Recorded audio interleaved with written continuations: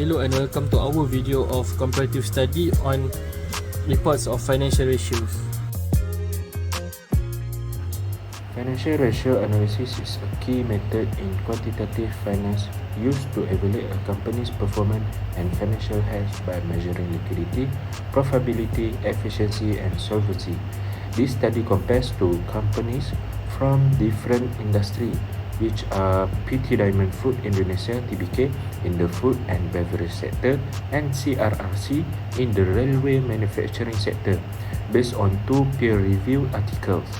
The aim is to understand how financial ratios are applied in real-world business context and how they can help improve financial analysis in future research.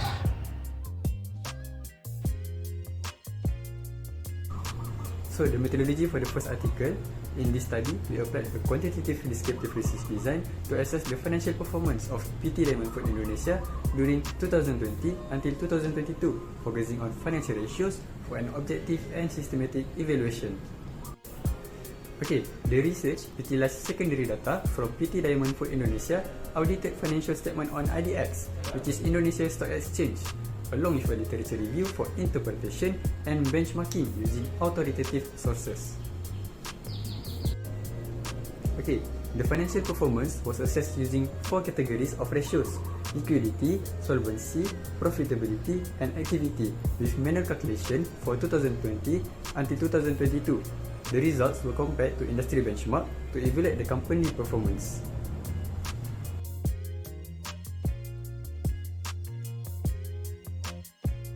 Ratio analysis is a simple and effective way to evaluate a company performance over time, though it still lacks a predictive method like regression analysis to establish a cause and effect relationship. While the methodology offers a detailed descriptive analysis, it has some limitations, such as the absence of statistical modeling, peer firm comparison, and market-based measures, which restrict its ability to draw inferential conclusions and apply to broader industry contexts. Next, I will explain about methodologies for the second article. Financial performance analysis by using financial ratios at CRRC in China. This section reviews the financial performance of CRRC using a quantitative descriptive approach. The study focused on data from 2016 to 2018 and evaluate key financial indicators to understand the company's overall financial health and operational efficiency. For the data source and collection method, the study used secondary data sourced from CRRC official annual financial reports years 2016, 2017, and 2018. This report includes audited financial statements such as the balance sheet and income statement. The data collection was conducted through document analysis, a method commonly used in quantitative descriptive research. Next, analytical framework and tools.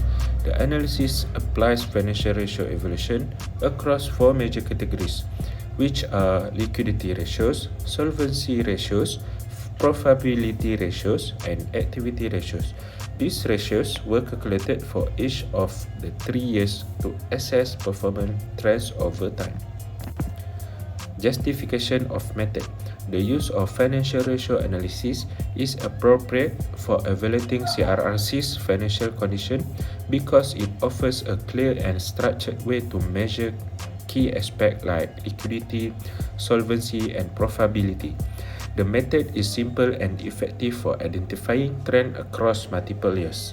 However, because the method is descriptive, it does not include inferential tools such as regression or hypothesis testing. This limits the ability to explain the underlying reasons for changes in performance. Next, limitations. While the methodology provides a solid overview of CRRC's financial status, it has several limitations. First, it does not use statistical techniques such as regression analysis or hypothesis testing, which restricts its ability to draw a causal conclusion. Second, the study only covers one company and does not compare it with industry peers. Third, the 3 years period may not reflect term in financial strength or external economic influences. Therefore, although useful for basic evaluation, the study would benefit from more advanced methods in future research. Moving forward with the similarities of the reports of the studies, we have found that both studies use almost identical metrics to measure each company performance. These metrics are current ratio and quick ratio for the liquidity of the company, debt to equity ratio and debt ratio for the solvency of the company, return on asset, return on equity and net profit margin for the profitability of the company, and also total asset turnover and inventory turnover for the activity of the company. These metrics are universally accepted upon, and also it's widely used as tools to measure a company performance in various studies. For the second similarity that we have observed is that both studies are a time-based financial performance analysis. Zilling 2023 had used the financial reports of CRCC from the year 2016 to 2018, while Lestari et al. 2024 had used the financial reports of PT Diamond Food TBK as of 2020 to 2022. This highlights the importance of temporal studies in order to gain insight on the business trends throughout these years. So for the differences of the studies, we have found that both companies is in vastly different industries. CRCC Corporation Limited is in the railroad equipment industry, while PT Diamond Food is in the food and beverages industry.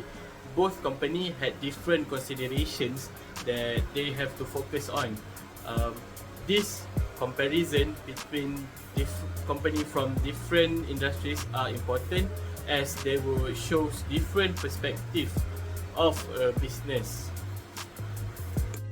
So the second difference that we have observed from the study is that Zilling 2023 aims to contribute more for CRCC Corporation Limited's long-term sustainability, with a bigger emphasis on the company liquidity and solvency. As for Lestari et al. 2024, we have found that the report has bigger emphasis on the company profit, on the PT Diamond Food profitability and activity, as the company had problems with their profits for the year.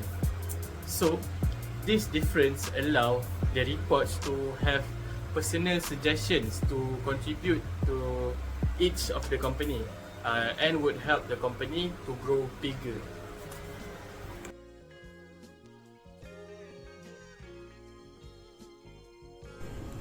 Okay, so the recommendation for Article 1, based on the financial ratio analysis, future research should include peer companies in the food and beverage sector to enhance generalizability.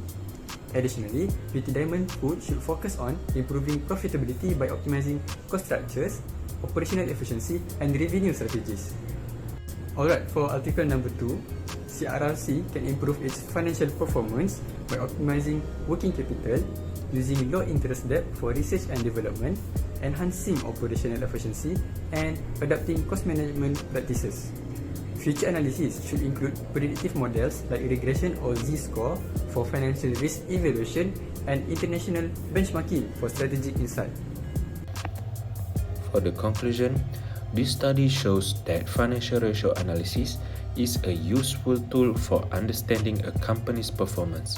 By comparing PT Diamond Food Indonesia, TBK and CRRC, we found that both companies were analyzed using the same method with data from their financial reports. PT Diamond has a strong liquidity and low debt, which means it has a more stable financial structure, even though its profit were not very high. CRRC showed some improvement in solvency but had lower profitability and only moderate illiquidity. Overall, PT Diamond is in a better financial position. However, the study only described what is happening, not why. Future research should use more advanced methods like regressions or comparisons with other companies to give deeper and clearer results. Thank you for watching the video. Like and subscribe if you like.